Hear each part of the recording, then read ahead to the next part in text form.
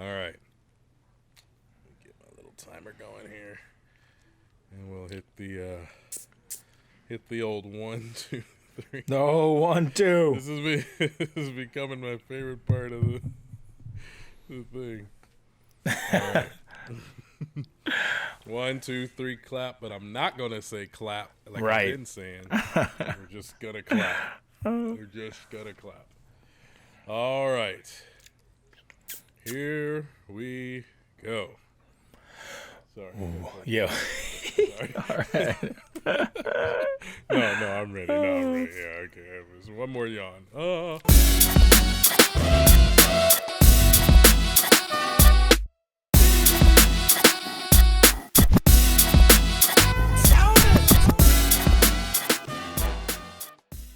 right. Welcome back. Welcome back for another week of this awesome, cool, super fantabulous Urban Prophets podcast. Thank you all for coming back. We didn't know if you were going to be here or not.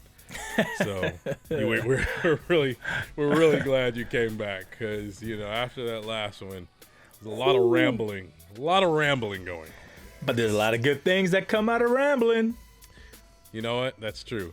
that is true. That's where you find the gems, right? Right. The happy accidents.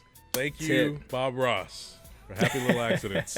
They come and they bring you back. But I don't know, man. We've been. It's just funny. This is like kind of the third time of us having this little banter because my stinking camera, which is a cool camera, but first the SD card was tripping, and it was like, you ain't even got enough space to do this, dog. So I had to go figure that out. Then when I finally got that done, then the camera was like, it's too hot in here. I'm shutting off. Bye. Ooh, Lord. I was like, what the heck, man? So we had to take a little break. At least we didn't get too deep into what we were talking about. Because that would have just made me mad. I would have just been like, oh. If it happens one more time, we're gonna quit the whole podcast altogether. We're just gonna it's done. Over. We're done. Well, thanks for joining us. Coming. We're out. we're done. This is no longer a thing. Peace. Yeah. No. We're gonna get into this topic, man, because let's do this. Let's go. It's a good one. It's a doozy of a one. It's called FYI. I'm Blackity Black Man. I am a Blackity Black Man. All right. Yes. You might guess it's not icky that we're talking about today. Although we have been thought of as brothers, like people in public have asked us if we were brothers on quite a few occasions. Yeah. And in the black community, he gets thought of as black, and in the Pacific Islander community, I get thought of as Fijian. Yeah, that's right. That's right. That's yes. That's there. Those are the blackest looking Pacific Islanders. Yeah. Dope afros and same shaped noses and things. In fact, when any one of us Polynesians have that kind of coarse Afro-ish kind of hair, we'll say, "Oh, you've got Fijian hair." Oh, Fijian hair. It's a Tongan will say, "Oh, you got Fijian hair." Fijians, man. Mm-hmm. You know what I'm saying? Power to the Fijians. They can also rock the picks like we do. Oh man, they can. The black power fist picks that we have. So anyhow, that's what we talking about today, man. We're gonna talk about blickety blackness, and let's go. The reason we do this is because we are finding ourselves in a time that, it's a moment, but I hope that it becomes more than a moment. Hopefully it becomes the progressive way in which we now begin to think. We're hoping that it is the dawning of a new era. I was watching Cornel West. Ooh, I almost said Kanye West. Why is that guy running for president? Why? No. All right, that's later. That's not today. Please. We will. We will get there, though. We will get there. We'll get there. I will get there. Dude. Please. Let's help this guy out, man. We already. Anyway, man, we almost got set off track. The devil is a lie. We will stay focused. Yes. No. So, not Kanye West. Cornel West is who I'm talking about. I had my devotion time this morning, and my devotion is, not always reading the scriptures or, a devotion book. I like to go on and see what the intellectuals are thinking and how can that influence my life and my times, right? We talked before about being real in this world. We serve a living God, and so we got to take a look at life and see how that. And Cornel West, by the way, don't you say his name? I'm sorry, man. I meant Don't you Cornel. do it. Cornel West is a Christian, and so he is doing the good work of public philosophy and intellectualism, as well as representing for those that follow Christ and the Christ mindset. And he was talking to Roland Martin this morning, and he was saying they were talking about this being what they call the third reconstruction of American society, American system, and how we're set up. So I do hope that is really the way we're going. This is not just a prolonged fad, but we're really moving that way. So Dr. Barber seems to kind of allude to that as well, bro, about this not just being a moment, but this being enough now that it is really a movement, right? Dude, like this idea that this is big. Yes. I mean, not the culmination, but it's a buildup. There's been a buildup. It's a definite buildup. As all the black people's like, yo, we been telling y'all this. We been telling y'all this. But what's happening, my brothers and sisters out in this world, is that we're seeing it. This is teach. Come on. To Bloody Sunday during the civil rights, right? During the bus boycotts, and they had the march. Not the bus boycotts, the voting rights. I'm exposing myself right now. It's all blurring together, right? They were fighting for injustice. It's funny because I'm over here like, yep. March. I know, right? I know. We got to educate ourselves. We got to all be educated. See, we got to do it. Yeah. So they were marching for truth and justice, and that's definitely right? Right. And their march, their peaceful protest was stopped by the state troopers, and they actually pushed them back, told them to go away, everything like that. And that was the first time, or maybe the biggest time, that it was exposed to the public, as this was on TV. And see, that's the thing with ignorant people, man. They're so ignorant that they will just expose themselves. They don't even care that they're being captured, like they're being revealed, because that's just how deep the ignorosity runs within them. You dig? And so they were just doing their thing, and people were seeing, oh my God, people are actually getting chased by dogs and beaten, and this is terrible. And it wasn't till they saw it with their eyes that they began to see, oh dang, this thing is real. It was gruesome too, man. It was gruesome. It was gruesome, man. I mean, movies. But I feel like that needs to happen in order for us to be removed from our comfortable, safe space. Right. It's not until we can experience that in such a tangible and raw way before we can say, man, this ain't right. That, my friend, is okay. I know we're not on the theological part right now, but it just made me think of something I had to say. I have an issue when we speak about the atonement as this blood sacrifice thing. It's we're the bad people that God would want to kill, but Jesus came and he was killed so that God doesn't have to kill us. It's there's this bloodthirsty God idea, and God's God. He's like, man, I gotta kill somebody. Somebody is going to be barbecued. So let me go ahead and make it be my son instead. Right. All right, cool, y'all. No, but that's not what it was about, man. It was about Jesus exposing the flawed nature of humanity so that we could really have our eyes opened and be ready and willing to change. It was the same thing. Jesus was the first Bloody Sunday. It was Bloody Friday.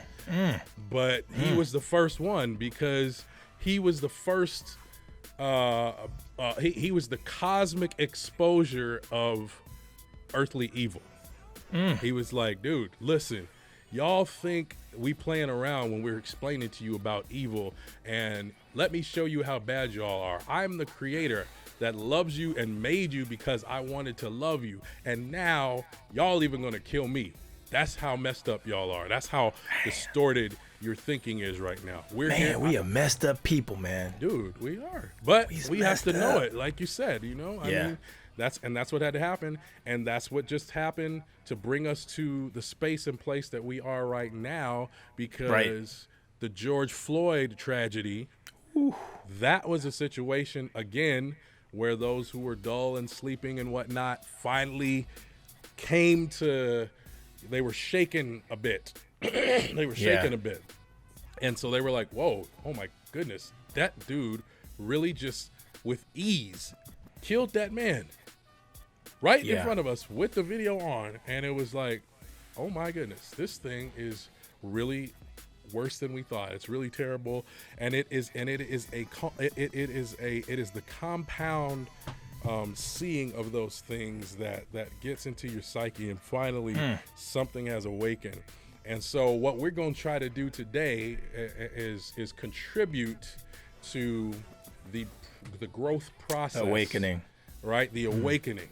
And we're going to do it through story, right? I mean, that's a good way to learn the experience of others. You learn through their story, all right? So I am a black man, FYI. Yes, you are. And I'm going to share some of my story so that you can get some insight into the black experience. I do not speak for all black people. We have our own multifaceted worlds in which we do life, but to give you some insight, just a little bit, then you will start to see where we are, try to start to see what's going on with this whole thing.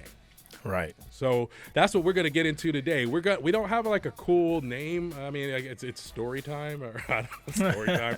It's story time, guys. When we say story time, you may want to. It's not like cuddle up and grab. Pull out your mats. I guess you could, Lights are coming down. It's going to be an experience, but we do have a kind of like a story time format, I guess, if you will. Right? Yeah. And it's really simple. Story, reflection, discussion. Story, reflection, discussion. And that basically means that we will have someone, myself, Icky, whoever our guest is, will share their story. Mm-hmm. And after we hear the story, then we'll give a response, a reflection, or first takes, that kind of thing. And then it'll be an open dialogue discussion. We actually want to get you all in there as well. Yes, absolutely. We have a way for you to contact us. It's urbanprophetspodcast@gmail.com. And you can put your feedback in there. You can let us know how you feeling about it. What jumped out to you? What do you think we should go next after having such a discussion? All of those things. Yes. Because we're trying to create a community. We're facilitating community in this piece. Reach out. So engage. Engage. Yeah. We want to make it happen. So today we're going to do that. We're going to tell a story and have some reflection and discussion on that, man. I like to call it glory and grace through story and space. Yes. That's something I like to share with the world. Glory and grace through story and space, because we see God's glory in a person's story.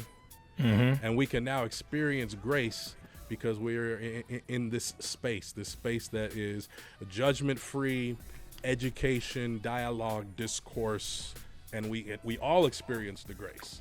Those that are sharing their story and those who are learning. It's a dynamic thing. So that's what we're doing here, man. Glory and grace through story and space.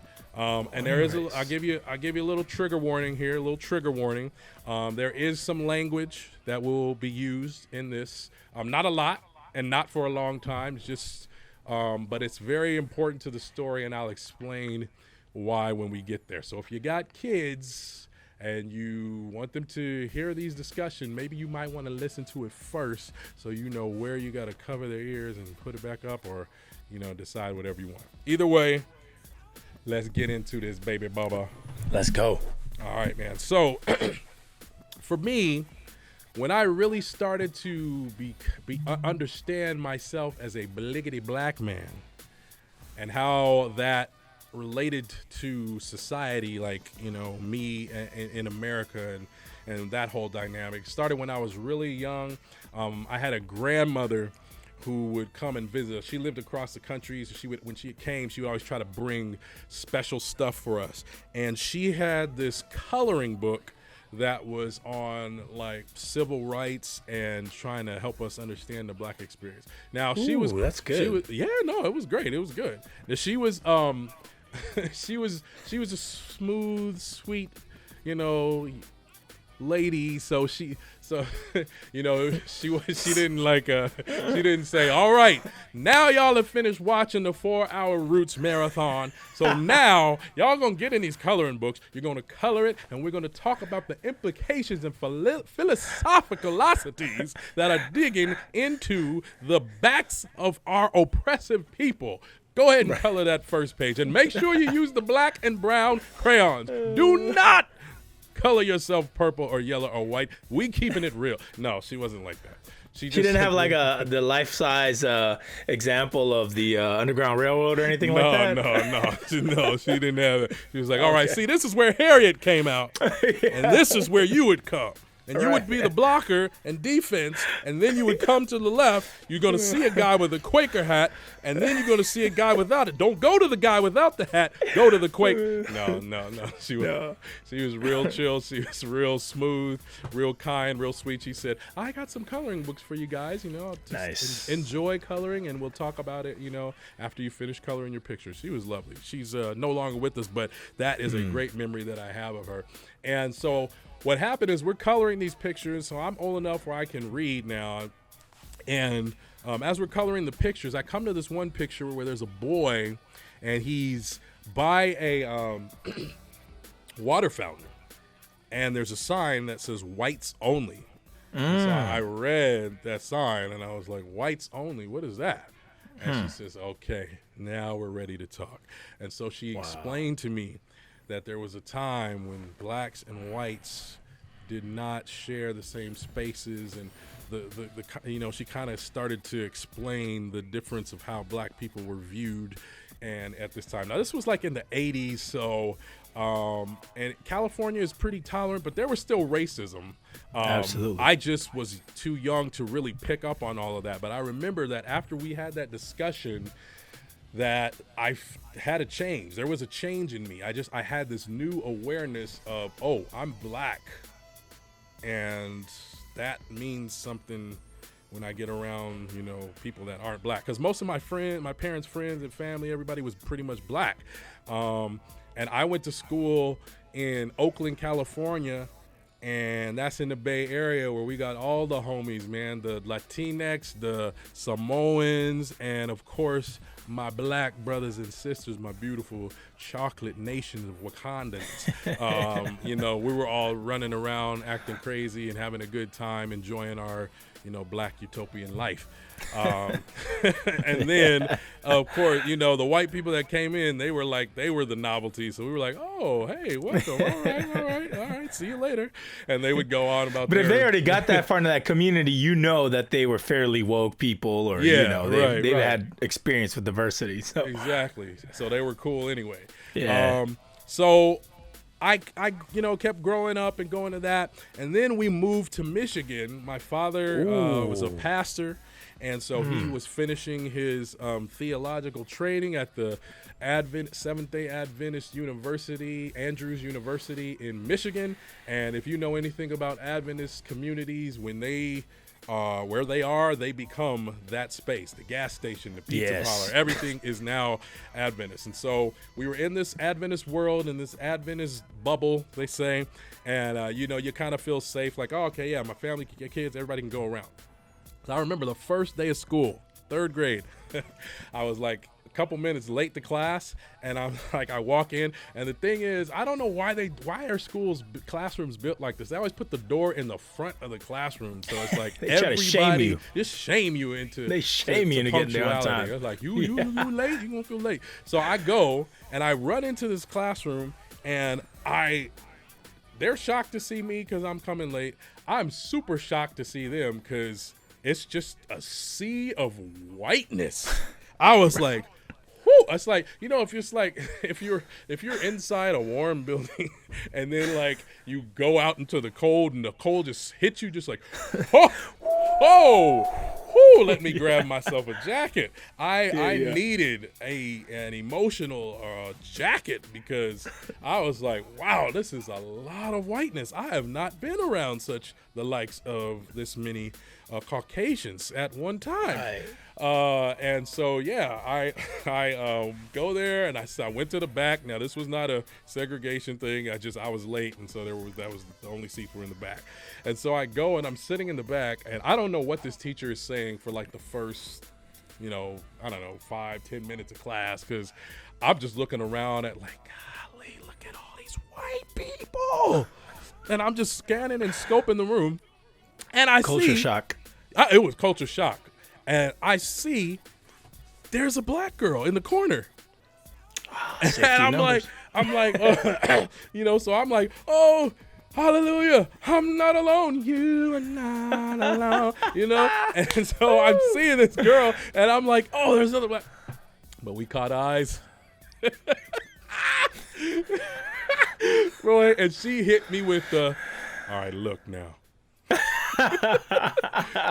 I done worked super hard to fit in with these white people. You ain't gonna come in here and mess up what I got going on, boy. You can say hi to me when we're at lunch getting the milk trays. You could give me the head nod and you keep it pushing. We are not doing that blickety black stuff in this place.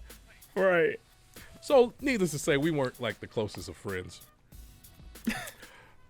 But we were in the same class, and we had that time, and it was cool. I started to get to know everybody. As the time went on, I started to get regular, and I started to kind of not notice so much that I'm the black kid because I'm like getting my friends, and we're just like hanging out. We're cool, like we're just friends with each other. Then something happened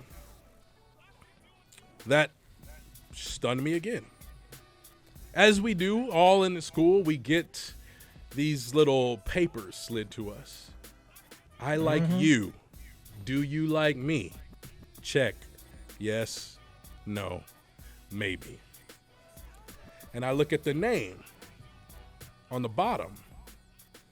It's a girl named Kelly. Okay.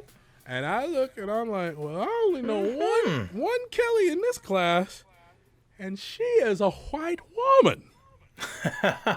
Or, a white girl, at that time. A woman for my equivalent, whatever.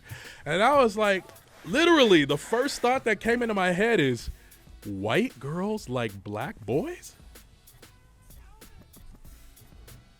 I hadn't even know this. I didn't know this was possible. This is a thing? This is a thing? And so I had to look her over and I was like, do I like this girl? Is it safe to like this girl? I don't really understand what is really going on here. What's going to happen to me? And when I looked over, she and her friend are doing the little, the girls giggle and goggle and gag. Like, oh, is he going to say, he looking, girl? And these are all white girls.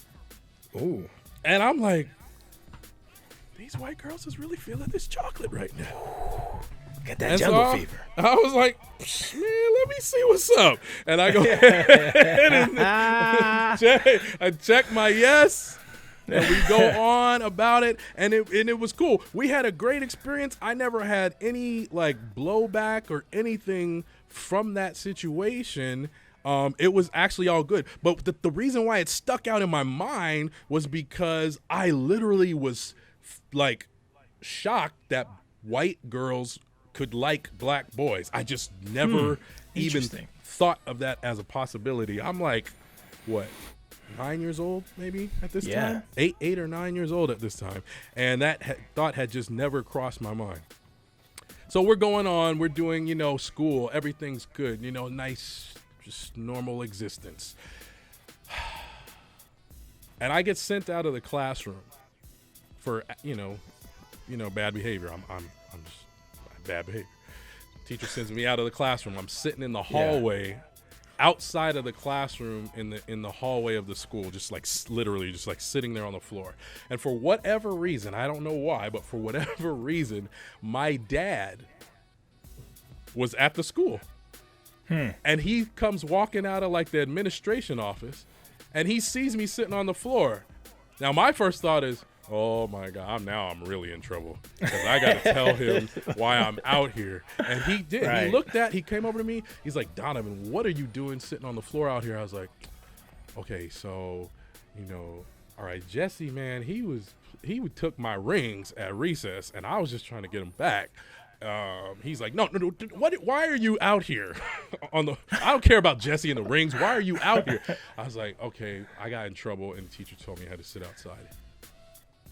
His face, that face that parents get when they're like, oh, it's about to go down. He almost looked at me like, I need you to explain why I'm so angry at what you've done, but it's not the person I'm angry at. I'm angry at the other person, but I want you to know. Yeah, it was the fury of the Lord, the wrath of God. It was in him. And he said, and this is how I knew it was about to go down, because he said, get up, come with me right now. I was like, oh, yes, sir. Dude, this guy. Brother Child's about to go in on it. He busted into the room. While the teacher is teaching, brings me over there, and he says to her, why do you have my son out here in the hallway? And she's like, well, first of all, who is this guy and why is he coming in my room? And then she sees me, so she's like, oh, I guess, yeah, it is my student.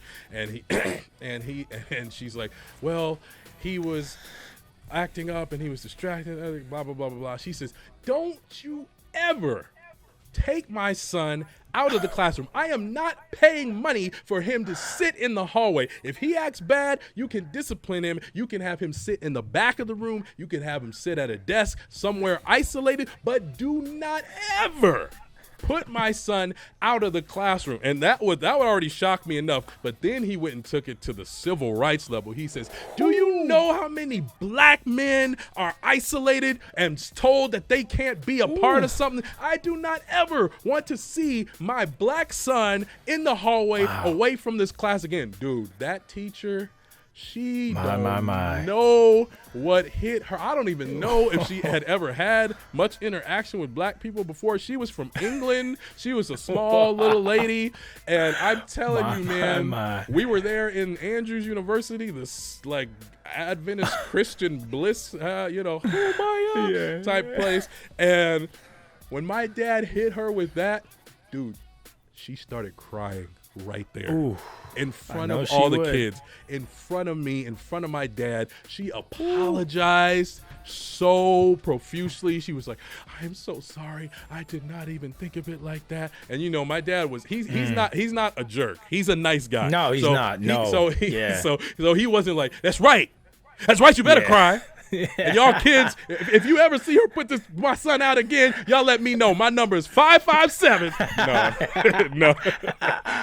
He just like calmed down because he was more like disappointed, and he was he was just like, look, I understand you got to teach these kids. It's frustrating, whatever, but don't put my son out of the class. He's here to learn like everybody else.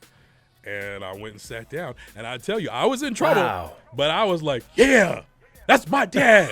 Yes, sir. Yes, sir. I recently talked to him about that because I was thinking about it, and I had asked him about it. I was like, man, do you remember that? He's like, yeah, man, I remember that. I remember it. And he says, I just couldn't stand the fact that she would do that, man, that she would just let you, that she would do that. And I, she's like, his experience as a black man, he was actually, when he was a little kid, his family had moved from Florida to California because the racism was getting so bad. Oh yeah, I bet it was bad. And so he was like, "Nah, man, I seen this. I know what this is. You don't know what it is, but I'm going to tell her because while you're still young, she knows what it is, and I know what it is, and we ain't gonna have that." And dude, I remember that, man. It was great, and it was crazy because this was an Adventist place, right? Adventist Mecca. Christian church loving, all of that. but this is the first place that I was ever called the N-word. This was the first place. This was the first place that I found out that this place later has had multiple cross burnings on its campus in the 50s. Wow. And is this was the place where you were at in elementary? No, Andrews University. So at Andrews. Yeah, okay, yeah. It's just the whole that Adventist campus, right? Campus. 2 times on campus they've had a cross burning, and at the summer camp that they offered all Adventist people is the first place where I was ever called the N-word. Wow. Now, here comes the trigger warning part for everybody. Fast forward, I'm in high school. I'm at Rio Lindo Adventist Academy. This is another school of mine, Adventist Utopia, Mike. It's a boarding school, so you're there in the dorms, the kids. My parents put me up there again. They're thinking it's a cool school, thinking I'm safe, everything's good. Yeah. The kids, like all Adventist kids who get sent to boarding school, get bored, and they find ways to entertain themselves. Now, my friends wanted to drink, but because we're not old enough to drink, they cannot drink.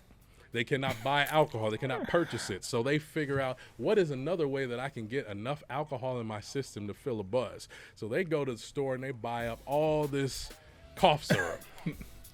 And they start drinking this stuff until they feel woozy and funny and buzzy. Now, I'm not with that at all. I was like, nah, man, y'all are tripping. I am not drinking no cough syrup. I don't want to get buzzed. I want to be fully aware of what's going on with me.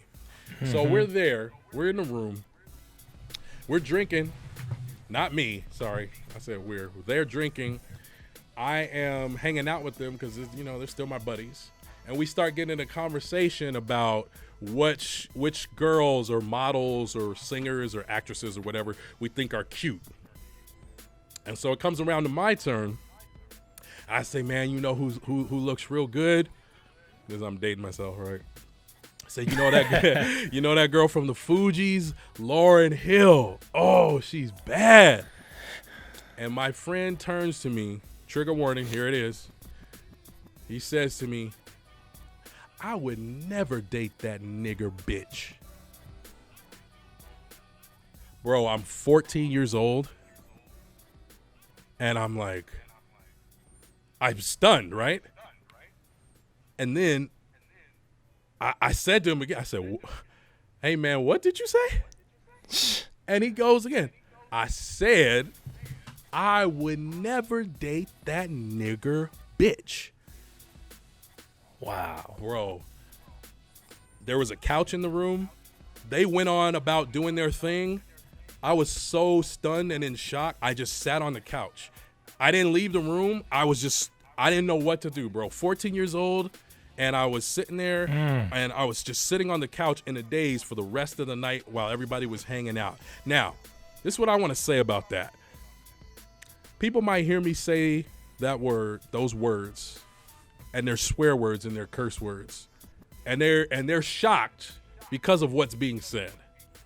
But there's a double shock because I am a Christian and I'm a Christian pastor and I'm speaking to you in a space, in a place where you feel trusted and like you think everything's going to be, okie dokie, sunshine, flowers, and rainbows.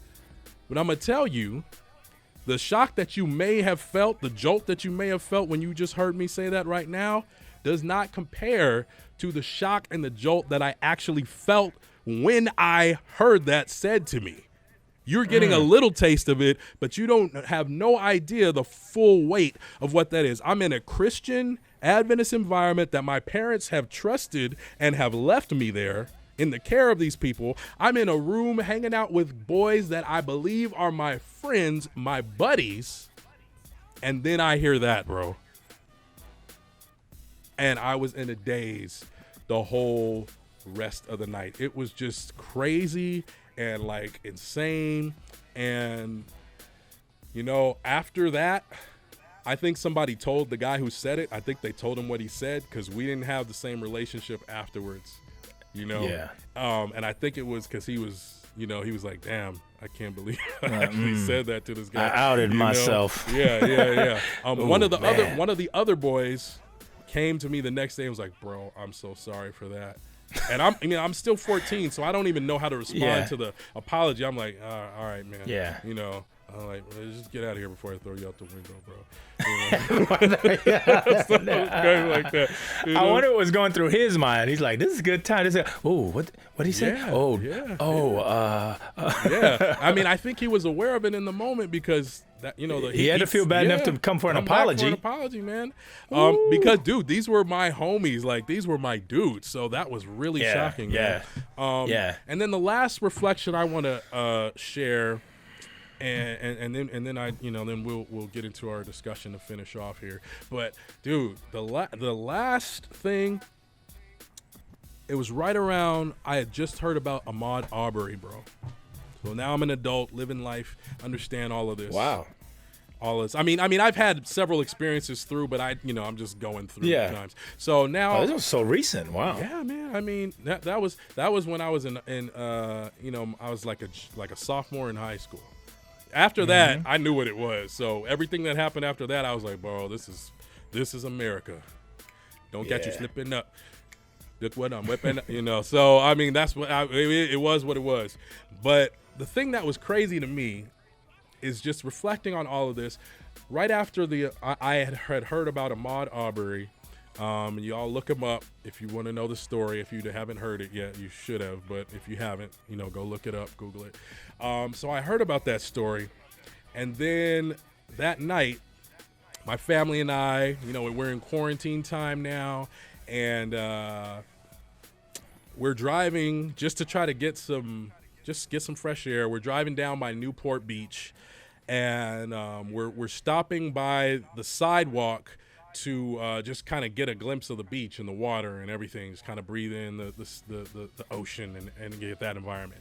And there's this there's a cop, there's a police officer. He's in his car, and his job is to keep all of the cars off the street because the beach is closed. People are not supposed to be parking there. So it's just this one cop for everybody, this one dude. And so he's in his car and he's like honking the siren and getting people to move along. So it's like, okay, he's trying to do that. And now I'm thinking, this is crazy. This must be frustrating for him as a cop because he has no backup. He has no help. He's got to do all of this policing of all these people by himself. And people who know that they shouldn't be doing what they're doing. So it's already double annoying, right? So we're like, look, we ain't about to add to that. We are not trying to aggravate no cops. So we park our car across the street. Kids get out. My wife gets out. They're walking, getting ready to cross the street to go because it was permitted to walk on the sidewalk, but so that was fine. So they're all getting ready to go. I'm locking up the car, so I'm walking a little bit behind my family. And you know what comes into my head? Thought that comes into my head is, man, this cop is like 2 inches away from being super aggravated, ready to take out his frustration on somebody. Right. So I'm thinking, if tonight is the night, I don't want my family to have to deal with that. So I'm going to stay distanced from them while we're walking across the street. And if I can safely get to them, then we'll just go ahead and go across at the family. But then, right after I thought that, a thought came to my mind where I was like, you know what? I'm not far enough away from them because they're still kind of there. So the cop might think this nice Asian woman, Korean lady, and her kids are about to be harassed by this black thug dude. And so what I did is I caught up to them and I grabbed my smallest daughter and held her. So I'm like, no, this is my family, bro. This is my family. We good. We good. Right. And I was just thinking about that. I was like, that is so crazy. Just to have to go through that thought process just for walking down the street. And it may be that the cop wasn't even thinking about me. He was going to be fine. It wasn't going to be no issue at all. But there have been so many incidents where, listen to me talking, incidences. There have been so many incidences in America where black people are just living their life and then all of a sudden they're dead. Yeah. And so that has been a little insight into my experience as a blackity black man in America, man. It has to be really exhausting to constantly be playing mind chess. You know, trying to figure out where I need to be, what needs to be done right. And even if I do it right, I may still get hurt in the process of it all, huh? Yeah, man. Oh, man. Yeah, bro. Wow. First of all, to my guys at your high school, man, talk about miseducation. Woo! Man. Hey, and we were talking about Lauryn Hill. Yo. This guy right here, man, that's that liquid courage. You know, the digital social media, the Facebook Spaces, that's kind of like our digital courage, you know, liquid courage. Like we get on that place, especially if we get anonymous, we start saying some crazy things. Right. I don't know if you remember a few years back when Southern University and Oakwood was going through that little tiff on Yik Yak, I think it was, and they, you know, and one worship was done by the by maybe BSA, Black Student Forum Association, and and some of the people in the congregation and of that just generally white school started going off. I think they were saying which stuff reminds like, me, I hate the black when they have the black service, something like that. Yeah. Somebody said something about nigger worship or something like that. I remember something being like really heavy like that, you know. And I'm reminded that often injustices are not something that happens in a vacuum or outside of the church, but actually happens in and outside of the church. And we've got to be aware enough to say, look, not only do we stand against it, but we recognize that we are also imperfect in this process and that we need to do a lot of reconciliatory work there as well. Because that's painful for you to have had to experience many of these things inside of our own church schools. I mean, I have too. We all have, right? To some extent or another. But the church cannot say, oh, no, that's not us. We stood against it in the right times. And actually, no, you didn't. Yeah, to tell you the truth, there's quite a huge disparity there. Yeah. So we lived through that, man. Thanks for your story, Donnie. Man. It is amazing because I think that a lot of people don't get those kind of experiences through their whole lifetime. Yeah, right. If you lived within the demographics of those who are privileged, you will not see this. This is a blind spot for you because you don't experience the world through that narrative. So when you hear someone say, oh man, there's injustice or there's racism, for you, most likely you'll be like, I don't see it. I don't know what you're talking about. And that could very well be true and right for you. Like you could literally mean that with your full heart.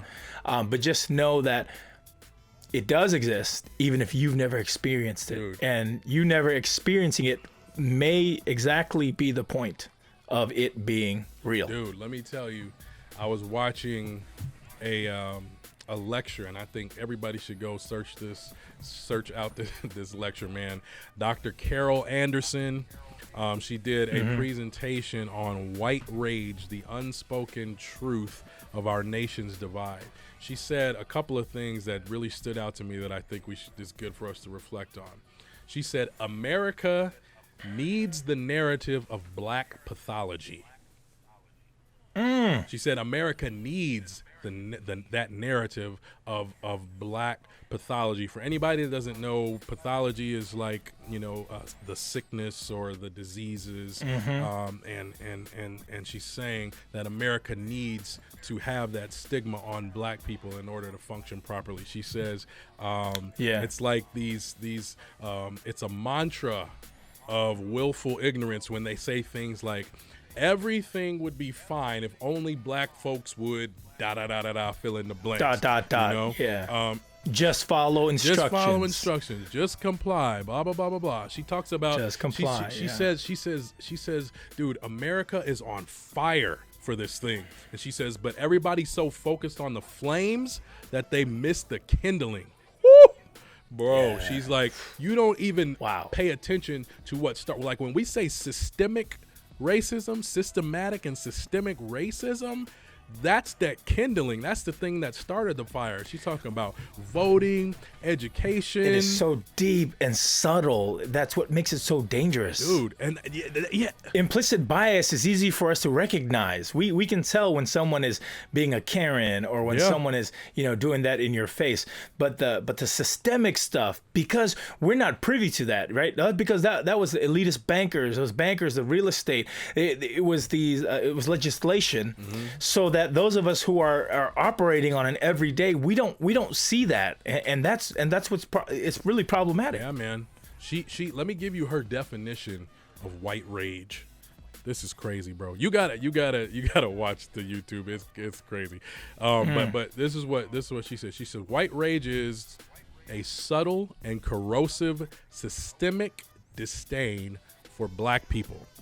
She says it's triggered by the presence of black people with ambition, drive, aspirations, who achieve, who refuse to accept their subjugation, who demand their rights. Those are the things that bring up white rage, dude. It's crazy. It's like like when you talk about Black Wall Street or Tulsa and how those thriving black communities were doing well, and the white people who were on the other side of town not even messing with these guys at all. They just didn't like to see them thriving and happy. And they was like, nah, we don't, Black Joy, we're bringing this down. Oh no, we don't do that. And so then they came and they just destroyed it. I was like, dude, that's just evil, man. That's just evil. That white rage, man. And I don't know if you ever saw this. Did you know Jay Farrow? He used to be on Saturday Night Live. He did like a lot of the impressions stuff. Yeah. I don't know if you've seen his thing where he was talking about this incident where he got stopped by the cops. He was like jogging in LA and he got stopped by the cops, bro. He got stopped by the cops. He got handcuffed. He had the knee in his neck. This was back in April of this year, so this was before this was before Floyd, right? He talks about he was doing this interview with Al Roker, and he was talking about how his jogging app saved him because he's running, he's jogging, he's got this app, and so it's got the earphones, so it's kind of coaching him on how he needs to run. And so right when he came to the spot where this incident happened, the jogging app had told him to slow down, like I guess it was maybe cool down time or whatever. So to stop jogging and to actually walk. So he's saying, dude, if that app didn't, because I'm just jogging, I don't know what's behind me or whatever. And he's like, dude, if that app didn't tell me to stop, he said the headline could have been "Black Man Resists Arrest," and the story could have been completely different because it's just going to look like he's running away from the cops who have told him to stop, and they don't know he has headphones on and that he can't hear them, and his ears, because he's not even looking around or being suspicious because he hasn't done anything. He hasn't done anything, man. And the crazy part about that is he says, dude, here's the silver lining of this. And it is a silver lining, but it's a sad silver. It's a dingy silver. He says, the silver lining is that a lot of my non-black friends now understand the severity of this situation because it has happened to somebody they know. Yeah. That is a silver lining-ish, but it's a sad one because it's like even if it's happening, if it's not happening close enough to you, you still can willfully deny it, man. And it's true. We gotta change that. We got to change that. Yeah. Don't wanna make proximity makes all the difference, though. Yeah. For the rest of my life. No, but proximity does make a difference, because everything's an issue or a policy until it's a person. And then at that point it changes. And that's, I believe, for most things, because we are most empathetic, unfortunately, or maybe it's just natural, maybe it's just the way it is, but we are most empathetic towards those we love the most. I mean, it's you know, if it happened to my child, I become a champion of that issue. If it happened to my wife, my spouse, my partner, my friend, a community member, it changes the way I see that issue because of my love and my care for that other individual. And that's why I think it's important that all people who have friends need to talk to their friends about these things, because you've got the most you've got the most economic value to those human beings. Not people debating on Facebook, not commentators. Education is great because we get informed, but it's not until it's somebody you love or care for or you're close with who speaks up that gives you perspective on that particular thing. Yeah. So we got it. So the second round of that remedy is that we have to be intentional about creating more of those types of connections. If you don't know any black people, you need to go and get some black friends, and don't go up there talking about, all right, you're black. I'd like to date. No, man. Like just naturally get to them. And be a part. I mean, I got to tell you, once this stuff started blowing up, I ain't never had this many calls from my white friends, man. But I got white friends in other countries that called me, talking about this, man. And you know, I'm thankful. You know, I'm not going to, because you could take the bitter route and be like, man, we've been telling y'all about this. I don't got time to talk to you now. Nah. No. I think we need to grab the momentum. And wherever we are, whether we're the black people bringing other people along, or whether we're the other people who have some understanding and we can help with the education, or if we're brand new to this and we're just gonna get into the education ourselves, man. We got to do it, and that's what it got to be, man. Even if you have to be lamenting while doing it, you know, obviously you've got to be able to feel out that pain, because it's exhausting. It's tiring to have to keep telling the person who victimizes you, hey, this is how I'm feeling, right? Because how many times I have to tell you that, and it keeps happening to me before something changes. So I mean, it's understandable to feel. Dillis Brooks said it yesterday. She says, listen, there's a time when we're in lament, when we're lamenting, and that's okay to be in that place. And my suggestion would be, just don't stay there. And while you're lamenting, look for ways to create reconciliation, look for ways to educate, look for ways to articulate what you're going through, because those around you who's most empathetic to you, who's most hurt by what's happened to you, need your voice at that moment to speak truth into theirs. And that's just, you know, I know it's freaky, but hey, we all got to get out there and start connecting.